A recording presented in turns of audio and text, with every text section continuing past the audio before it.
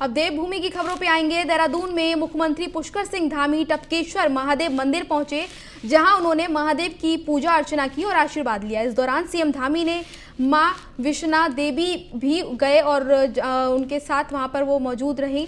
बता दें कि सीएम ने महादेव पर जलाभिषेक कर चुनावी रण में उतरने का आशीर्वाद लिया है। उन्होंने महादेव पर जलाभिषेक किया और चुनाव को लेकर आशीर्वाद लिया और प्रदेशवासियों के स्वास्थ्य को लेकर उन्होंने प्रार्थना की। तो आपको बता दें कि चुनाव में सफलता को लेकर वो टपकेश्वर महादेव मंदिर पहुंचे। यहां पर उन्होंने महादेव पर जलाभिषेक किया और चुनाव में जीतने को लेकर उन्होंने आशीर्वाद मांगा। इसके अलावा प्रदेशवासियों के स्वास्थ्य के लिए भी उन्होंने प्रार्थना की, कामना की। तो आपको बता दें देहरादून से ये तस्वीरें, देहरादून में पहुंचे थे सीएम धामी और टपकेश्वर महादेव मंदिर में वो पहुंचे थे। आगे बढ़ेंगे। देहरादून में पूर्व सीएम हरीश रावत ने की प्रेस कॉन्फ्रेंस और प्रेस कॉन्फ्रेंस कर उन्होंने कहा भाजपा पर आचार संहिता का उल्लंघन का उन्होंने आरोप लगाया है। आपको बता दें कि भाजपा सरकार ने इसी के आदेश की अवहेलना की है। उन्होंने कहा है आचार संहिता के बाद 600 आदेश निकालने का आरोप लगाया है। उन्होंने भाजपा सरकार में चहेतों को पोस्टिंग का भी उन्होंने आरोप लगाया है। उन्होंने कहा कि भाजपा सरकार जो है वो अपने चहेतों को पोस्टिंग उन्होंने दी है भाजपा सरकार ने। इसके अलावा उन्होंने कहा कि आबकारी विभाग में एक आदेश निकाला गया। तो आपको बता दें कि हरीश रावत ने प्रेस कॉन्फ्रेंस कर भाजपा सरकार पर कई गंभीर आरोप लगाए हैं। उस आदेश के जरिए उन्होंने ये भी कहा कि उस आदेश के जरिए करोड़ों रुपए का खेल हुआ है और बड़े पैमाने पर राजनीतिक नियुक्तियां हुई हैं। तो ये सारी बातें हरीश रावत ने प्रेस कॉन्फ्रेंस के दौरान कही। वर्तमान सरकार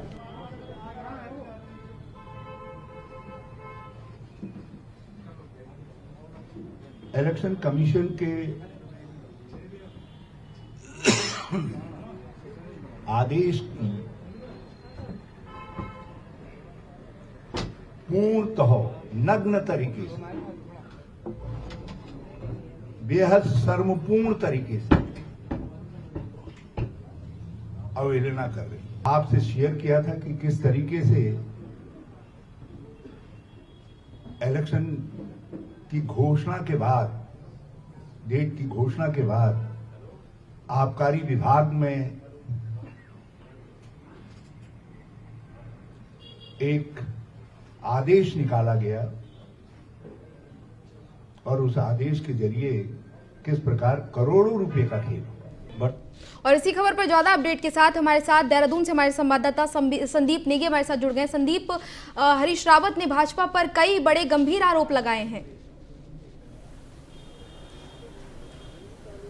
जी बिल्कुल, देखिए चूंकि आज हरीश रावत जो पूर्व मुख्यमंत्री हैं उन्होंने सीधे तौर पर एक प्रेस कॉन्फ्रेंस कर कहीं ना कहीं जो भाजपा सरकार पर तमाम आरोप लगाए हैं। उन्होंने सीधे तौर पर कहा है कि वो इस वक्त जो भाजपा सरकार है वो आचार संहिता का लगातार उल्लंघन कर रही है। ये सीधे तौर पर उन्होंने कहा है, जबकि उन्होंने सीधे तौर पर कहा कि ये भी बिल्कुल शर्मनाक विषय है कि आचार संहिता के जो मानक हैं, जो नियम हैं, उनका भी पालन सरकार द्वारा नहीं किए जा रहे हैं, भाजपा नहीं कर रही है। सीधे तौर पर उन्होंने ये भी कहा है कि वो चाहे आबकारी महकमा हो या फिर विधानसभा जैसी बात हो या फिर जो अन्य जो डिपार्टमेंट है उनमें लगातार जो तबादले किए गए हैं और जो अपने जो चहित हैं उनको सरकार ने कहीं ना कहीं इन 24 घंटों के अंदर पोस्टिंग दी है। तो इस पर कहीं ना कहीं जमकर उन्होंने आज सरकार की आलोचना की है कि लगातार जो जिस तरह से बीजेपी को ये कार्य करना चाहिए था और सरकार को ये कार्य करना चाहिए था कि वो आचार संहिता के नियमों का पालन करे, लेकिन ये बिल्कुल कहीं भी नहीं देखा जाता है। बैकडोर से ताबड़तोड़ इस वक्त सरकार एंट्रियां करवा रही है, चूंकि चुनाव का वक्त अब पास है। 14 तारीख उत्तराखंड में चुनाव होने हैं और इससे पहले लगातार जो सरकार है वो आचार संहिता के नियमों का भी ताबड़तोड़ उल्लंघन कर रही है। जिस प्रकार से विधानसभा में बैकडोर से एंट्रियां हुई हैं, आबकारी महकमे में अगर बात कर दें तो वहां पर भी एंट्रियां हुई हैं, यानी कि सरकार ने अपने चहितों को कहीं ना कहीं अपनी मर्जी से उनको एंट्री दी है और वो भी बैकडोर से। तो इसका सीधे तौर पर हरीश रावत ने खंडन किया है, चूंकि लगातार प्रेस कर उन्होंने सीधे तौर पर कहा है कि आबकारी महकमे में भी एक आदेश जारी हुआ है जिसमें कि करोड़ों रुपए का जो गबन का मामला है वो सामने आया है। और सीधे तौर पर उन्होंने ये भी कहा है कि शराब किस तरह से बांटी जाए और किस कहां पहुंचाई जाए, इसको लेकर भी हरीश रावत ने जमकर सरकार की आलोचना की है। उसके अलावा अगर बात करें तो 600 ऐसे आदेश सरकार ने निकाले हैं जिन पर कि कहीं ना कहीं रोक लगाई जानी थी, लेकिन चुनाव आयोग का जो नियम थे उसका भी सरकार ने सीधे तौर पर उल्लंघन किया। 600 आदेशों को कहीं ना कहीं उन्होंने जारी किया है। तो पूरे मामले को लेकर आज हरीश रावत ने प्रेस कॉन्फ्रेंस की और सरकार को जमकर घेरा। जी संदीप, एक सवाल ये कि आखिर आरोप तो उन्होंने लगा दिए, लेकिन इन आरोपों का आधार क्या है? किस आधार पर ये आरोप लगाए हैं? जी बिल्कुल, देखिए जिस तरह से बात सामने आई थी कि कहीं न कहीं जो बात सरकार ने जो आदेश जारी किए थे, उन आदेशों की कॉपी को लेकर आज उन्होंने सीधे तौर पर प्रेस कॉन्फ्रेंस करी कि ये उन्होंने आदेशों को दिखाते हुए कहा कि आखिरकार सरकार ने इस प्रकार के आदेश निकाले और चुनाव आयोग को इस पर संज्ञान लेना चाहिए। उन्होंने कांग्रेस ने इस बात की जो शिकायत है वो चुनाव आयोग से भी की है कि आखिरकार जो भाजपा क्यों इन नियमों का उल्लंघन कर रही है। तो इस मामले को लेकर वो चुनाव आयोग तक भी पहुंचे हैं, जो कि तमाम जो कागजात वगैरह हैं, और सीधे तौर पर उन्होंने ये भी कहा है कि अगर किसी को अगर जरूरत है वो आरटीआई के माध्यम से इन सवालों को निकाल सकता है और चुनाव आयोग जा सकता है। इसके लेकर उन्होंने कहा कि प्रदेश का कोई भी व्यक्ति हो वो बिल्कुल आरटीआई के माध्यम से जवाब मांग सकता है। हालांकि उन्होंने भी कुछ पेपर जिस तरह से कि जो 600 मामलों को लेकर जो बात सामने आई थी, जो आदेश की बात सामने आई थी, उसके पेपर लेकर आज कुछ हरीश रावत कांग्रेस मुख्यालय पहुंचे थे, जहां पर उन्होंने पेपर को सार्वजनिक किया और उसके बाद उन्होंने कहा है कि कहीं ना कहीं चुनाव आयोग को अब स्वतः ही इस पर संज्ञान लेना चाहिए। लेकिन अगर चुनाव आयोग स्वतः संज्ञान नहीं ले रहा है तो कांग्रेस इस मामले को लेकर चुनाव आयोग के पास जाएगी और कहीं ना कहीं इन चीजों पर रोक लगाएगी। चलिए संदीप, आप बने रहिए हमारे साथ, आगे भी आपसे अपडेट लेंगे। अब आगे बढ़ेंगे। सितारगंज में जीएस कॉन्वेंट स्कूल में कोरोना का विस्फोट हुआ है। जीएस कॉन्वेंट स्कूल में 55 बच्चे कोरोना पॉजिटिव पाए गए हैं। सभी संक्रमित बच्चों को होम आइसोलेशन में रखा गया है। एक दिन पहले हुई थी 155 बच्चों की कोरोना जांच, जिसके बाद इतनी बड़ी संख्या में एक साथ ये बच्चे जो हैं वो कोरोना पॉजिटिव हो गए हैं। तो बड़ा कोरोना विस्फोट हुआ है सितारगंज में जीएस कॉन्वेंट स्कूल में, और 55 बच्चे एक साथ कोरोना पॉजिटिव हो गए हैं। सभी बच्चों को फिलहाल आइसोलेशन में रखा गया है। और आपको बता दें कि 155 बच्चों की जो है कोरोना की एक दिन पहले जांच हुई थी, जिसमें 100 बच्चे सही हैं, बल्कि बाकी जो 55 बच्चे हैं वो कोरोना संक्रमित पाए गए हैं। तो बड़ा विस्फोट कोरोना का ये हुआ है। और इसी खबर पर हमारे साथ लगातार हमारे संवाददाता संदीप जुड़े हुए हैं। संदीप से हम सवाल लेंगे। संदीप, इतना बड़ा कोरोना विस्फोट, 55 बच्चे एक साथ कोरोना संक्रमित, कैसे इसको हैंडल किया जाएगा?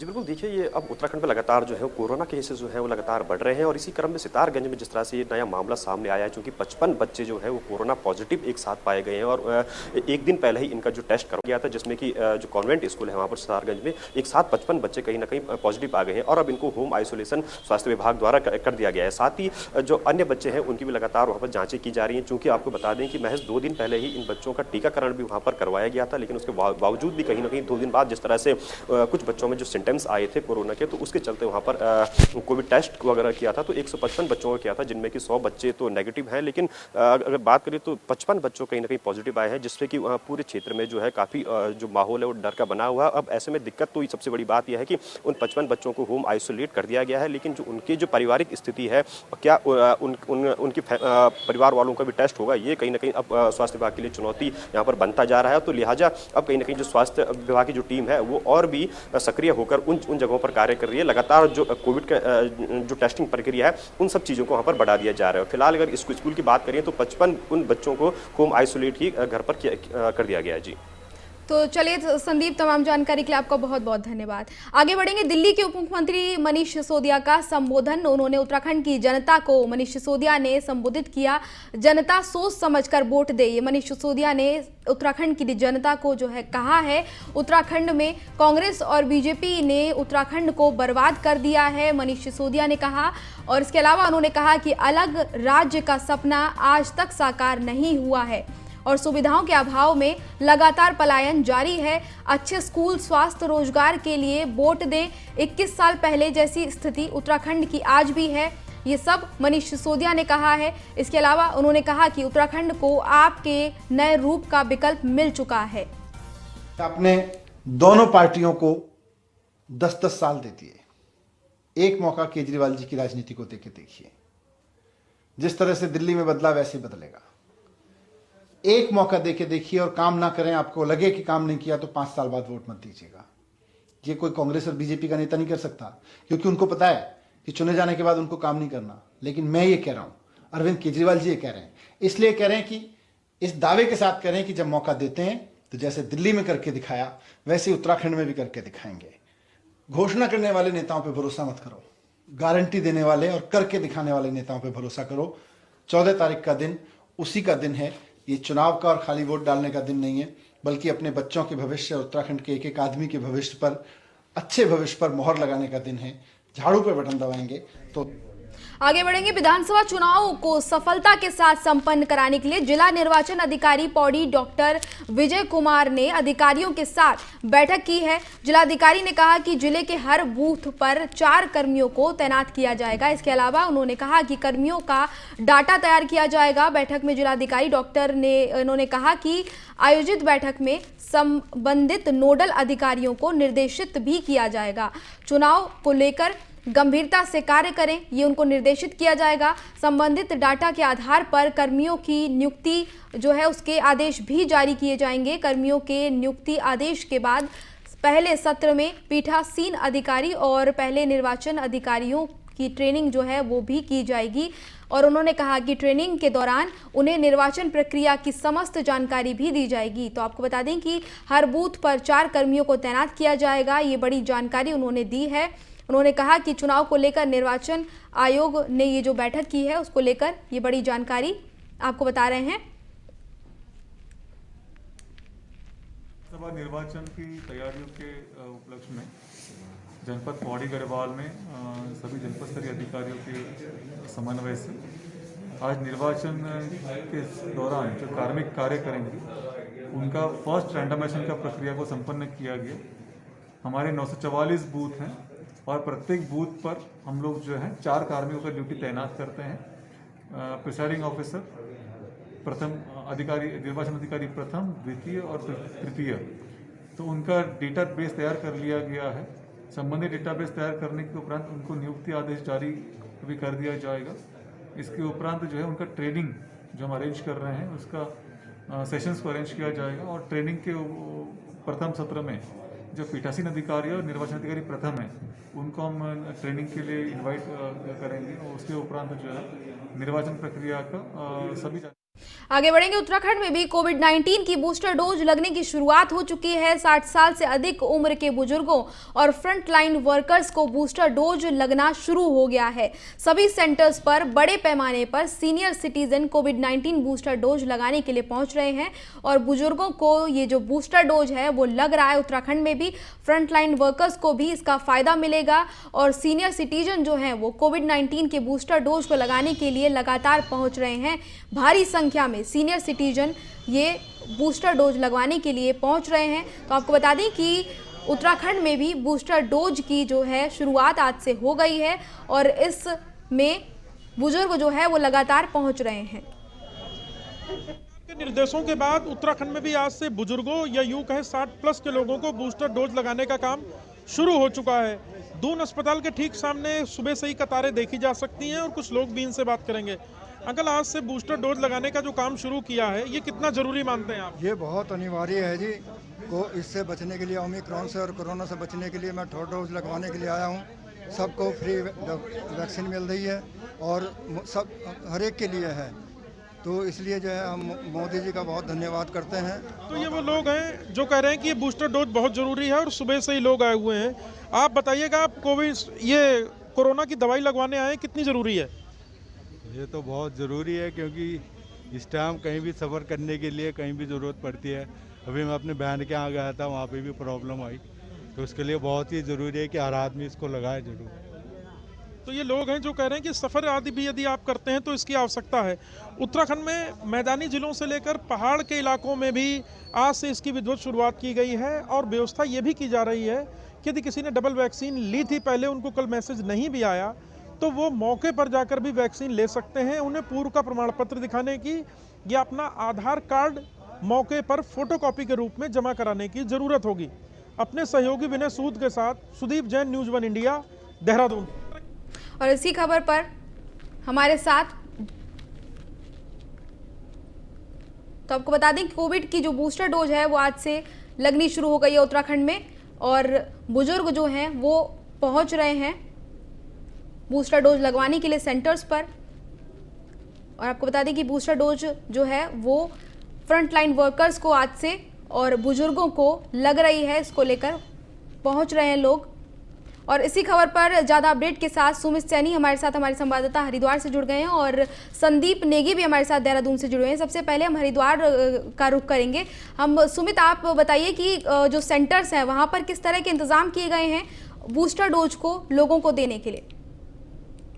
बिल्कुल आकांक्षा, उत्तराखंड में भी आज बूस्टर डोज जो लगनी शुरू हो गई है और सुबह से ही लोग बूस्टर डोज लगवाने के लिए सेंटरों पर पहुंच रहे हैं। हरिद्वार जिले की बात करें तो हरिद्वार जिले में 55 सेंटर बनाए गए हैं, जिसमें सुबह से बुजुर्ग लोग जो ये तीसरी जो बूस्टर डोज है, इसको बूस्टर डोज को लगाने के लिए यहाँ पर पहुंचे। प्रशासन के द्वारा तमाम यहाँ पर इंतजाम किए गए हैं, क्योंकि उनको लाइन क्योंकि जो भीड़ ना हो, भीड़ को देखते हुए भी वहाँ पर पूरे एहतियात बरते जा रहे हैं। और कोरोना का संक्रमण है तो इसको लेकर ये जो बूस्टर डोज को की बात करें तो इसको लेकर लोगों के अंदर भी उत्साह है, क्योंकि जो 60 साल पार हो चुके हैं उनको सबको ये डोज लगाई जाएगी। और कहीं ना कहीं इसको जो कोरोना को लेकर जो फ्रंटियर वर्कर है उनको भी ये डोज लगाई जाएगी, उनको भी इस डोज का फायदा मिलेगा, जिसके लिए तमाम सभी सेंटरों पर लोग अब उत्साह के साथ यहाँ पर पहुंच रहे हैं। चलिए, आप एक बार हम संदीप नेगी का भी रुख करेंगे। संवाददाता हमारे साथ देहरादून से वो जुड़े हुए हैं। संदीप, देहरादून में बूस्टर डोज को लेकर सेंटर्स पे किस तरह के इंतजाम किए गए हैं और जो लोग वहां पहुंच रहे हैं वो कितना उत्साहित दिख रहे हैं?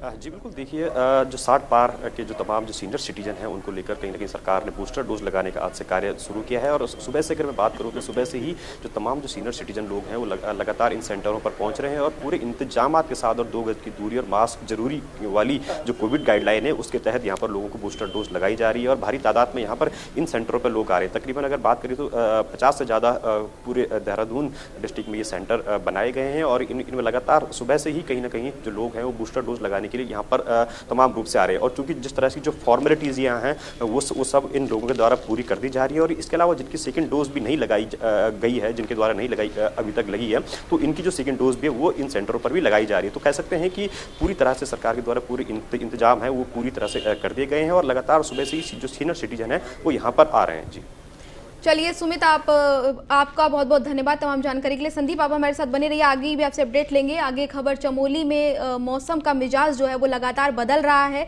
सुबह से ही ऊंचाई वाले इलाकों में जमकर बर्फबारी हो रही है। 15 से 18 गांव बर्फ की चादर से ढक चुके हैं, जिसके बाद मौसम विभाग का अनुमान सही साबित होता नजर आ रहा है। आपको बता दें कि घूमने आए पर्यटक जो हैं वो इस सुंदर नज़ारे का लुत्फ उठा रहे हैं और बर्फ से जो यहाँ के गाँव हैं चमोली के वो ढक चुके हैं। पूरी तरह से सफ़ेद हो चुका है चमोली और यहाँ के कई गांवों में लगातार बर्फबारी जारी है। और जो पर्यटक घूमने आए हैं वो इस मौसम का बेहद लुत्फ उठा रहे हैं, क्योंकि पर्यटक बर्फबारी के लिए ही पहुँचते हैं। और ऐसे में बर्फबारी हो रही है। पूरा चमोली के कई सारे ऐसे गाँव हैं जो चादर से ढके हुए हैं, जिसको देखकर पर्यटक काफ़ी खुश नज़र आ रहे हैं।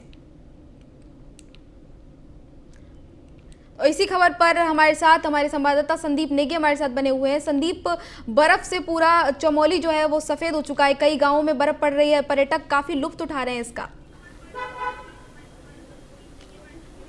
जी बिल्कुल, देखिए उत्तराखंड की अगर बात करूँ तो पिछले 48 घंटों से ज़्यादा का वक्त हो चला है उत्तराखंड में लगातार बारिश और बर्फबारी का कहर वो लगातार जारी है। और अगर ऊंचाई वाले इलाकों की अगर बात करें तो इन जगहों पर लगातार बर्फबारी जारी है। चूँकि चमोली की अगर बात करें तो तकरीबन 15 से ज़्यादा जो ऐसे गाँव हैं जहाँ पर कि बहुत ज़्यादा बर्फबारी हुई है और यहाँ तक कि उनके जो आवागमन के रास्ते हैं वो भी पूरी तरह से बाधित हो चुके हैं। लेकिन दूसरी तरफ अगर पर्यटकों की बात करें तो पर्यटकों के चेहरे कहीं ना कहीं खिल उठे हैं और वो इन जगहों पर जा रहे हैं। हालांकि सिर्फ मैं इतना आपको जरूर बता दूँ कि जो पर्यटक सिर्फ स्थानीय पर्यटक हैं वो वहाँ पर जा रहे हैं, चूँकि जिस तरह से अब कोविड को देखते हुए कहीं ना कहीं उत्तराखंड सरकार ने पर्यटकों के आने पर रोक लगा दी गई है और जगह जगह पुलिस के द्वारा उन लोगों को एंट्री नहीं दी जा रही है। तो इसके चलते कहीं ना कहीं पर्यटक जो है वो बाहर का पर्यटक है वो नहीं पहुंच पा रहा है। लेकिन जो स्थानीय पर्यटक हैं वो कहीं ना कहीं पूरी तरह से बर्फबारी का जरूर जमकर आनंद उठा रहे हैं। दूसरी ओर अभी की अगर बात करें तो तकरीबन अभी 12 घंटे का और अलर्ट मौसम विभाग द्वारा बताया गया है कि ऊपरी इलाकों में बर्फबारी वहाँ पर जमकर हो सकती है। और अभी की अगर मैं बात करूँ तो बारिश भी लगातार रुक कर कई जगहों पर वहाँ पर यहाँ पर हो रही है। दूसरी ओर अगर मैं उत्तरकाशी की बात करूँ तो उत्तरकाशी में हर्षिल के साथ साथ जो तमाम जो उत्तरकाशी का पूरा एरिया है, गंगोत्री से लेकर अगर गोमुखी की बात की जाए, केदारनाथ की बात की जाए, बद्रीनाथ की बात की जाए चमोली में,